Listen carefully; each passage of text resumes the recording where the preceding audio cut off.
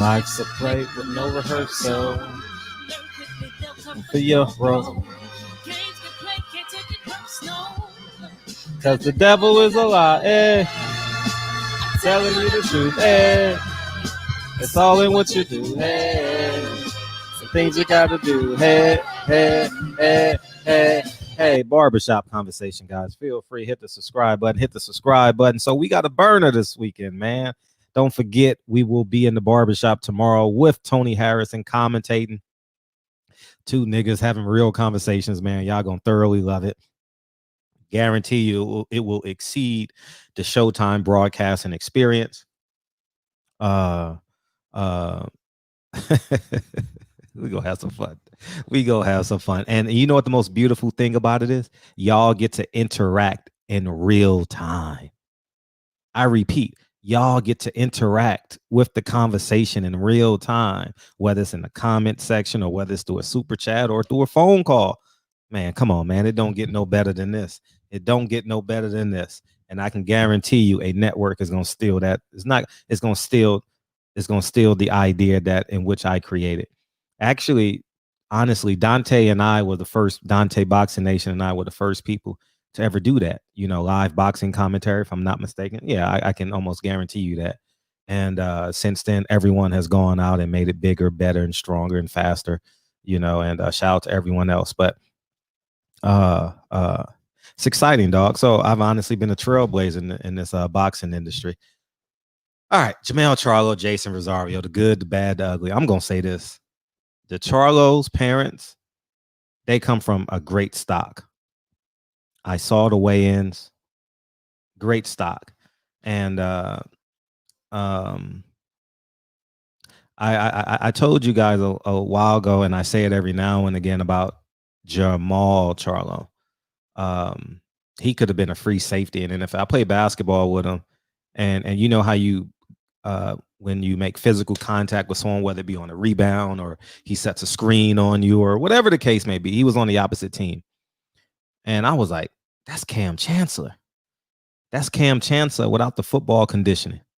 All the weights and shit. I'm like, he would have been, no doubt in my mind, either the Charlo brothers would have been great football players.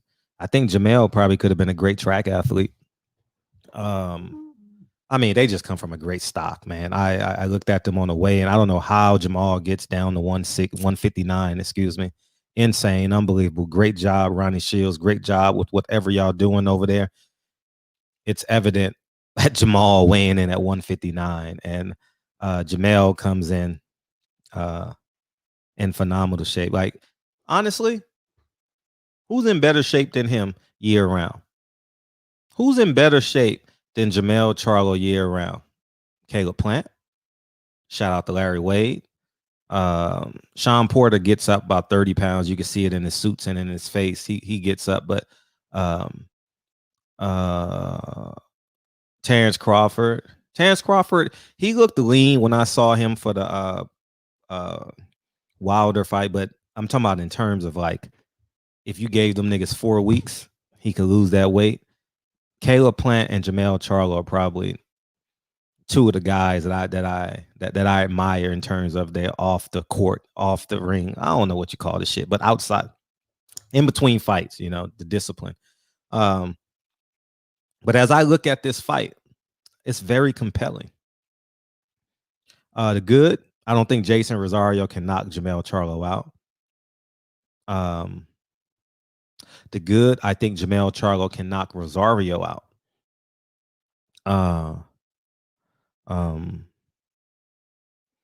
I think this is a hellacious fight, man. I think this card is, honestly, it's a great card. For real. It's a great card in terms of competitions, right? But I think you got to protect the Charlos with people that can promote.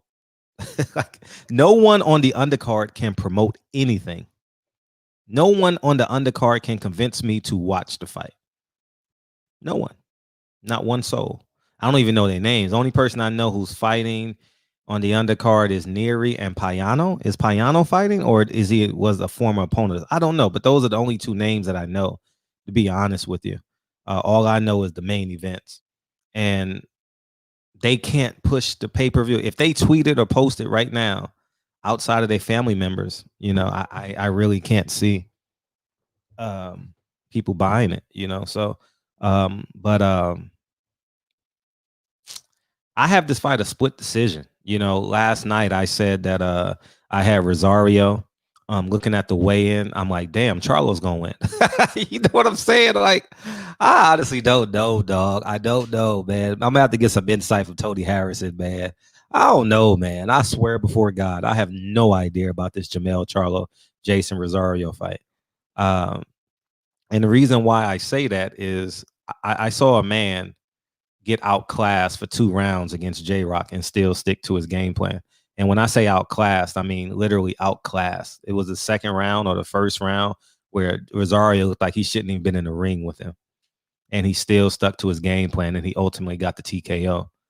I've seen Jermell Charlo look like a world beater against Hatley. I've seen him look like a world beater against Lubin, although it was albeit 1 round. I've seen him in the first round against Cota, looked mediocre.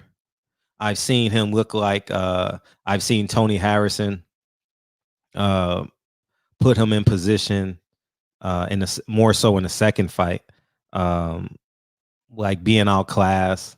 I saw Jermell get mentally frustrated, which took a toll on him physically. So I've seen Jermell through all these stages in real life, in real time. And this is the first time where I've literally paid attention to Jermell Charlo outside of the ring as it pertains to promoting with the fight because of his ringside with the Lions, which I think is an extraordinary idea. I think it's a beautiful idea. I think you should keep on doing this because you are a promoter. You're not just a fighter, a prize fighter. You are a promoter of Lions Only Promotions, right? And you have to do things to build your brand. You need 2 full-time employees and a graphic designer or editor and all that shit. And you actually need a spokesperson because you're the fighter. You don't have time. So maybe you should put some people on payroll because you got 2 salaries coming in. You got Maul and Mel. Y'all put $500,000 a year into it, and that shit can blow. Because you got to prepare for after boxing. I think that I like this fight. I can't wait to watch this fight. I'm very anxious to watch this fight. The bad, I would say, is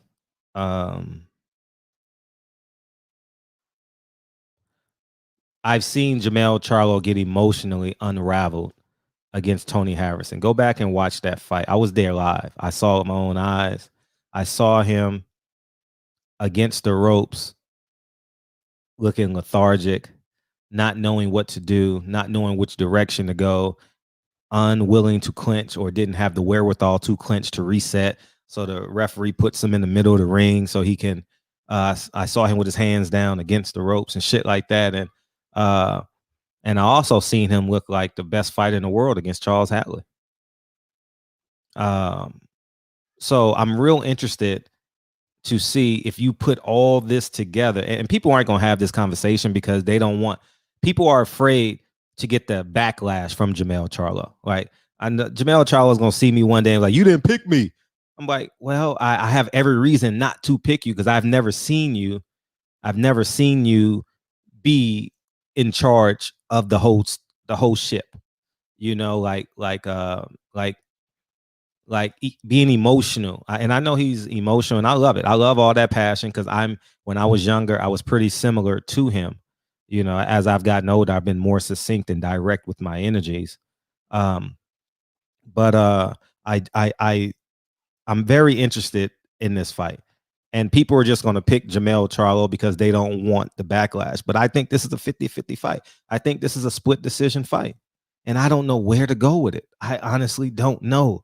And I'm being honest. Like yesterday I picked Jeison Rosario. Today I saw the weigh and I was like, there's no better athlete in shape than Jermell and Caleb Plant. There's no better athlete. And whoever is training them, Y'all motherfuckers better get with them. Drop your pride. Call Caleb Plant and be like, Caleb, what the fuck are you doing in the offseason? Hey, Jermell Charlo, what the fuck are you doing in this offseason? Y'all need to holler at them, because what they're doing is exceptional. But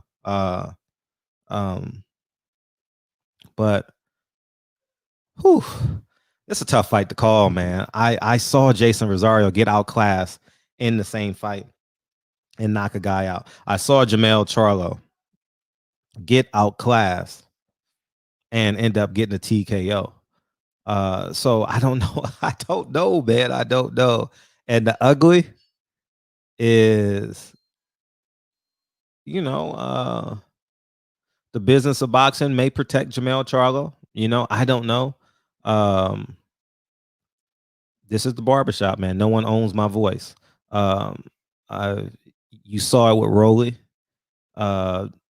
Jeison Rosario don't speak English, can't sell shit. Jermell Charlo has traction in the market shares here in America. So a close fight could go towards the house fighter, which is typically how it goes. People have accepted in order to get the belt, you got to beat the champion. I just say win the fight. I may say it, but if you win by foot, you win. So right now I've switched my prediction. Like, it's weird. Like, I've switched my prediction. Now I have Jermell Charlo winning by split decision.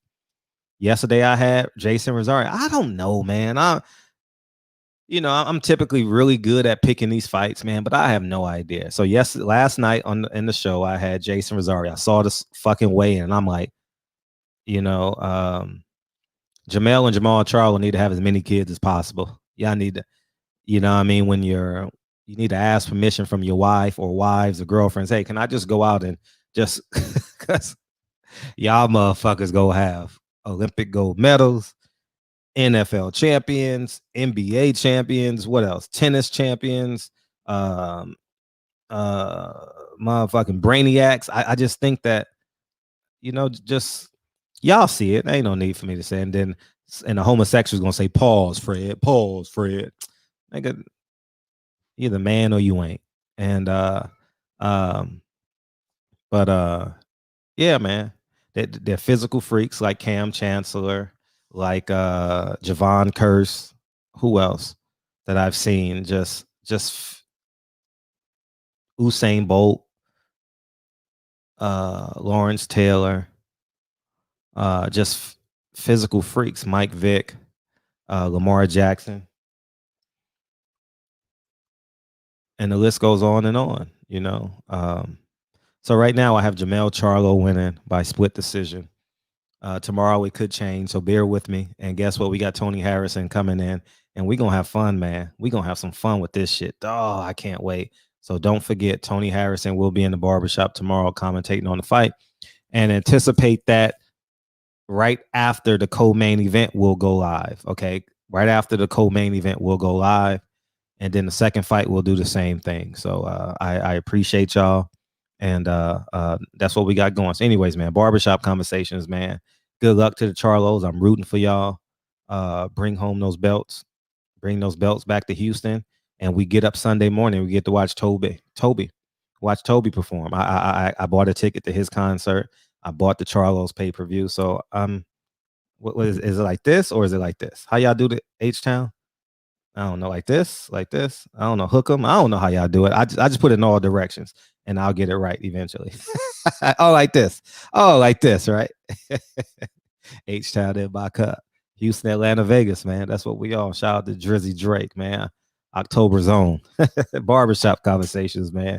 Feel free, hit the subscribe button. I'll talk to you guys soon. Peace.